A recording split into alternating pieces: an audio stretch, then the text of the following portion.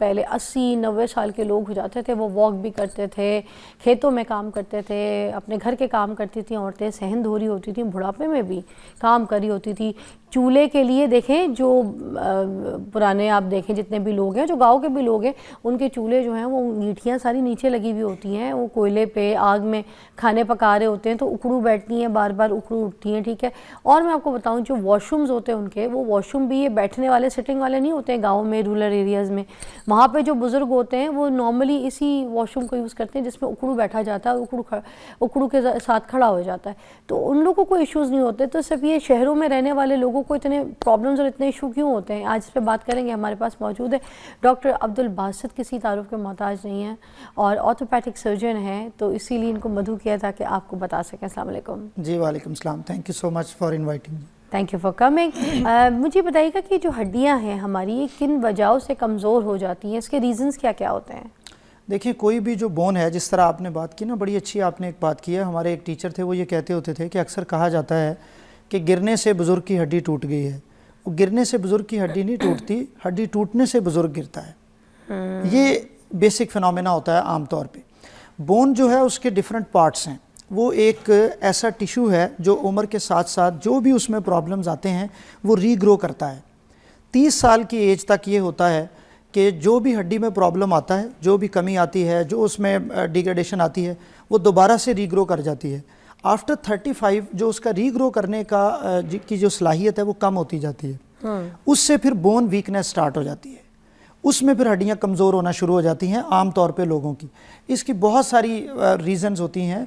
मैं पहले थोड़ा सा ये बता दूं कि मेल फीमेल में ये डिफरेंट होता है। मर्दों में पूरी दुनिया में ये समझा जाता है कि हर 4 में से जो एक मर्द है 50-60 के बाद उसकी हड्डियाँ कमज़ोर होती हैं, जिसे हम ऑस्टियोपोरोसिस कहते हैं, वो उस मर्ज़ का शिकार हो जाता है। और ख़वातीन में से तो हर 2 में से एक खातून जो है, यानी 50% ऑफ द फीमेल्स वो इस बीमारी से सफ़र कर रही हैं आफ्टर 50-60 ईयर्स, जब उनकी एज बढ़ती है।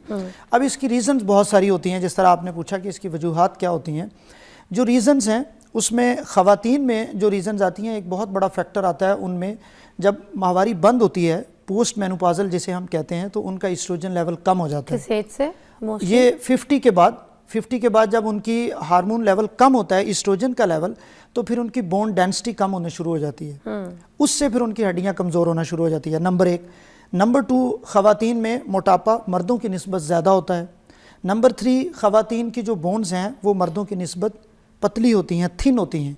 इसलिए भी उनमें ये प्रॉब्लम बढ़ जाता है बढ़ती हुई उम्र के साथ। क्वालिटी का भी फ़र्क होता है, बोन क्वालिटी का भी फ़र्क होता है, और फिर उनकी हाइट का भी फ़र्क होता है। ओवरऑल फीमेल की हाइट जो है वो एक मेल की निस्बत जनरली कम होती है।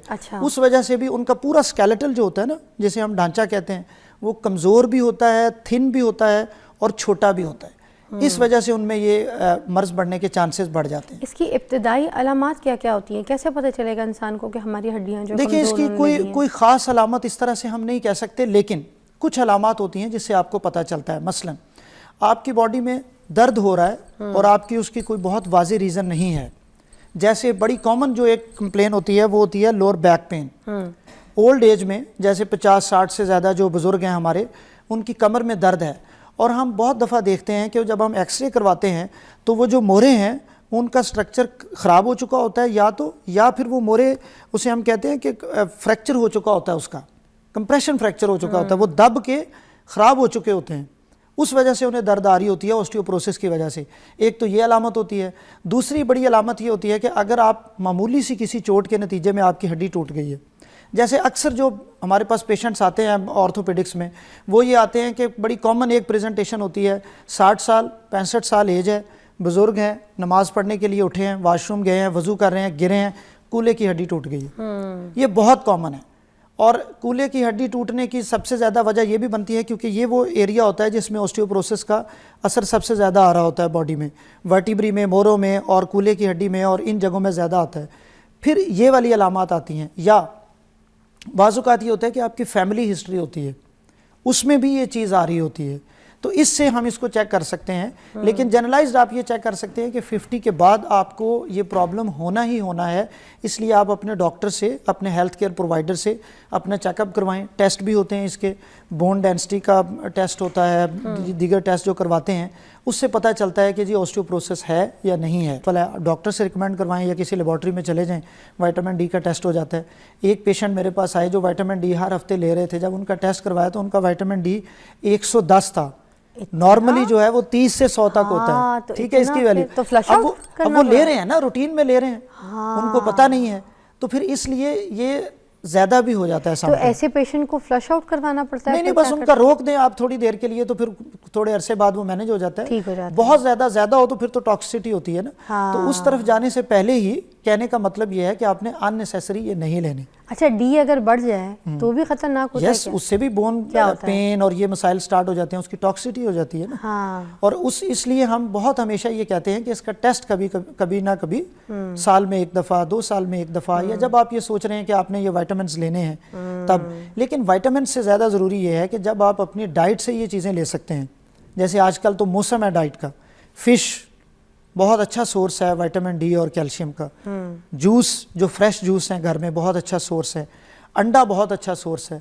फिर एक चीज़ बड़ी ख़त्म हो रही है हमारे यहाँ, चीज़ बहुत अच्छी चीज़ है बच्चों के लिए, जो किसी भी किस्म की, हाँ जी, किसी भी किस्म की। अब तो मार्केट से आपको मिल जाती हैं, मुख्तलिफ नामों से ब्रांड्स की अवेलेबल हैं। वो आप अपने बच्चे को घर में होममेड बर्गर में, अंडे में, उसमें शामिल करके उसको दें। उसकी बोन्स के लिए बड़ी ज़रूरी है। फिर बड़ा आप कॉमन देखेंगी, अब ये जो हम बात करें, हम तो ऑस्टियोपोरोसिस की बात करें ना, लेकिन बच्चों में भी बोन पेन्स बहुत ज़्यादा हैं। सारा दिन बच्चे खेलते हैं स्कूल में, घर में, और शाम को जब सो रहे हैं तो उनको ये नी जॉइंट से नीचे ये जो काफ मसल्स होते हैं, जिसे हम ये पिंडली कहते हैं, ये वाला हिस्सा दर्द करने लग जाता है बच्चों का। वो ग्रोइंग एज पेन्स हैं बेसिकली। ये अलामत है कि उनमें कैल्शियम की कमी है। अच्छा, ये अलामत है कि आपके बच्चे में विटामिन डी ज्यादा की कमी थक, हमें तो ये लगता है ना कि शायद ज्यादा थक गए, नहीं, वो थक गया है तो उसको दर्द क्यों हो रही है? हाँ, ज्यादा थक जाने से उसको ज्यादा दर्द नहीं होनी चाहिए ना।